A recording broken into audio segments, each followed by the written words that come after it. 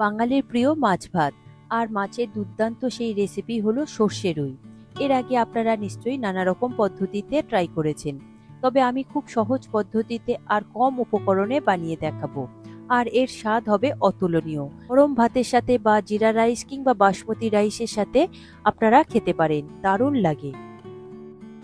নমস্কার বন্ধুরা, কিচেন টেকনিকে আপনাদের সবাইকে স্বাগত। আমি মধুমিতা। আজ নিয়ে এসেছি একটা দারুণ স্বাদের রেসিপি, চলুন দেখে নেওয়া যাক। সর্ষে রুইয়ের জন্য আমি এখানে 4 পিস রুই মাছ নিয়েছি। আমি দাগা আর পেটি দুটোই মাছ নিয়েছি, তবে আপনারা যে কোনো পিস দিয়ে করতে পারেন। এরপরে মাছটাকে ম্যারিনেট করে নিতে হবে। তার জন্য দিয়ে দেব সামান্য একটু নুন, আর দিয়ে দেব সামান্য একটু হলুদ গুঁড়ো, আর দিয়ে দেব 1 চা চামচ সর্ষের তেল। নুন, হলুদ আর সর্ষের তেল দিয়ে এটাকে খুব ভালো করে ম্যারিনেট করে নেব, যাতে মাছগুলো খুব ভালোভাবে নুন, হলুদ আর তেল মাখানো হয়ে যায়। এরপরে এটাকে 10 মিনিট মতো রেস্টে রেখে দেবেন। নুন হলুদ মাখিয়ে রেখে দিলে মাছের মধ্যে নুনটা খুব ভালোভাবে ঢুকে যায়। দেখুন মাছের গায়ে আমার খুব ভালোভাবে নুন, হলুদ আর তেল মাখানো হয়ে গিয়েছে। এরপর এটাকে সরিয়ে রাখবো। বাকি উপকরণগুলো দেখে নেব। নিয়েছি এখানে 1.5 টেবিল চামচ সাদা সর্ষে। এখানে সাদা সর্ষের পরিমাণটা একটু বেশি লাগবে। আর নিয়েছি 2 চা চামচ কালো সর্ষে। কালো সর্ষের পরিমাণটা একটু কম দিতে হবে। আর দিয়েছি এখানে 2টো কাঁচা লঙ্কা, তবে ঝালটা আপনারা নিজেদের স্বাদ মতো দেবেন। আর দিয়ে দেব 1/2 চা চামচ নুন। নুন আর কাঁচা লঙ্কা দিয়ে এটা পেস্ট করলে একদমই তিতো হয় না। পর এটাকে শিল কিংবা মিক্সিং জারের মধ্যে দিয়ে অল্প অল্প জল দিয়ে পেস্ট করে নেবেন, একটা স্মুথ পেস্ট। আর নিয়েছি 2 চা চামচ পোস্ত, তবে আপনারা চাইলে সর্ষে পোস্ত একসঙ্গে বেটে নিতে পারেন। আর নিয়েছি 4-5টা চেরা কাঁচা লঙ্কা। এছাড়া সর্ষেটা যাতে তিতো না হয় তার আরো একটা টিপস আমি দিয়ে দেব। তার জন্য নিয়েছি একটা বোল, তাতে আমি সর্ষে বাটাটা দিয়ে দেব। আমি এখানে শিলে সর্ষে বাটাটা বেটে নিয়েছিলাম, আর একসঙ্গে আমি পোস্তও বেটে নিয়েছি। এরপরে ওই বোলের মধ্যে অল্প করে একটু জল দিয়ে দেব। জল দেওয়ার পরে এটাকে খুব ভালো করে মিশিয়ে নিতে হবে, একটা ঘন ব্যাটার মতো তৈরি করে নিতে হবে। এটাকে আধ ঘন্টা মতো কম করে রেখে দেবেন, এতে করে তিতোটা চলে যায়। সর্ষে যাতে তিতো না হয় তার 2টো টিপস আমি শেয়ার করলাম। দেখুন আমি এটাকে এবার রেখে দেবো আধ ঘন্টা মতন। এরপরে একটা কড়াই নিয়েছি, আমি এবারে মাছটাকে ভেজে নেব। কড়াইটা খুব ভালো করে গরম করে নেবেন। তারপর এখানে 3 টেবিল চামচ মতো আমি সর্ষের তেল দিয়েছি, তবে এই রান্নাটা আপনারা অবশ্যই সর্ষের তেলে করবেন। দেখুন তেল খুব ভালো করে গরম হয়ে গিয়েছে, কড়ার চারিদিকে একটু লাগিয়ে দিয়েছি। এরপরে মাছটাকে আমি একে একে দিয়ে দেব। আমি 2 পিস করে মাছ একসঙ্গে ভেজে নিচ্ছি, তবে মাছটা দেওয়ার সাথে সাথে উল্টাতে যাবেন না, তাহলে ভেঙে যেতে পারে।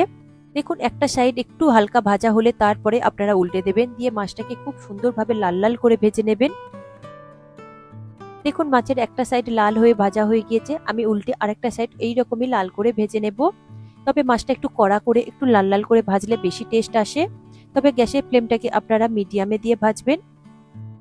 দেখুন মাছ আমার লাল লাল করে ভাজা হয়ে গিয়েছে। তেল থেকে তুলে নিয়ে একটা প্লেটের মধ্যে আমি রেখে দিলাম। এরপরে বাকি মাছ দুটোকেও আমি একই রকম ভাবে ভেজে নেব।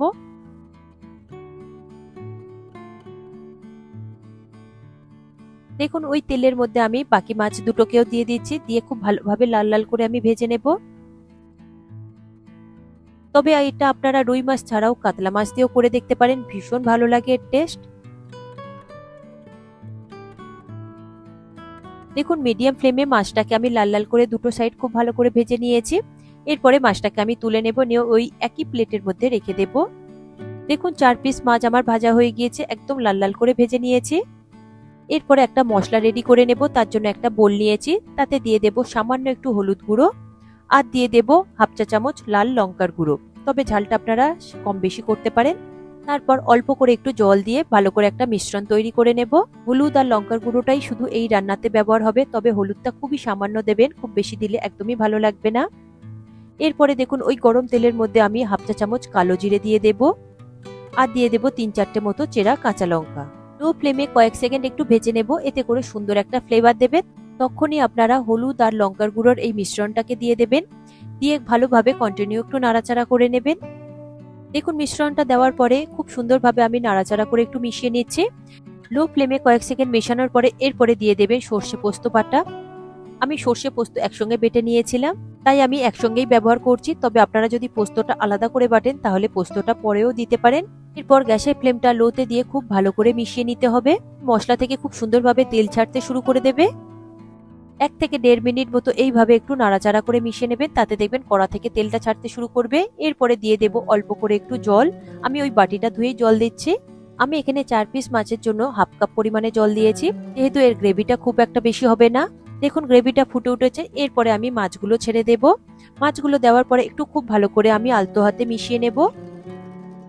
নুনটা যদি আপনাদের কম থাকে সেক্ষেত্রে আপনারা নুনটা দিয়ে দেবেন। আমি যেহেতু সর্ষে বাটার সঙ্গে নুন ব্যবহার করেছি তাই আর দিলাম না।